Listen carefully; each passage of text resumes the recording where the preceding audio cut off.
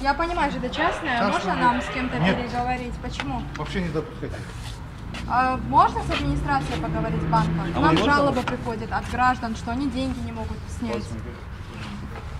Почему мы не можем поговорить?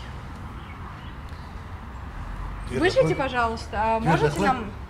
Закрывай дверь. Нет, ответьте, пожалуйста, на вопросы. Все.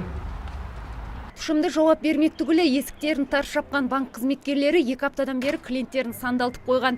Ашуға мінген жұртшылық жағдайды ешкім түсіндірмеді деп ашынады. Маған фирмама поступление болған. Менің шотым осы банкте. Сол ақшамды шеше алмай жатырмын. Мен жұмысшыларыма айлық төлеуім керекпін. Сол мәселе. Ал бұлар нақты жауап айтпай жатыр.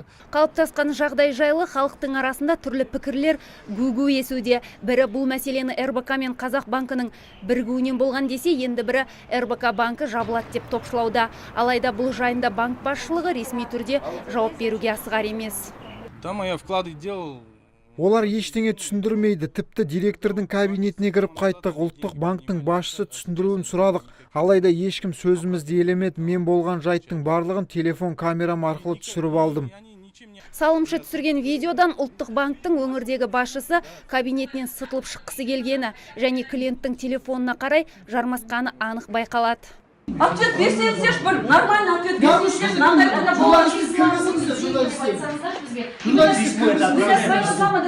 уже обед, что у нее свободная, может, линия, может, она в кабинете? У нее же, наверное, тоже такая же ситуация, как у Маржан. Ну и что опять вы позвоните, а вдруг она в кабинете сидит?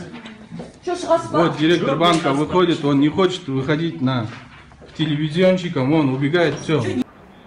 Келеңсіздік жайында банк өкілдері ресми түрде мәлімет бере алмады. Тек арыздарын қабылдап, келесі аптада жауабын береміз деп уәде етті.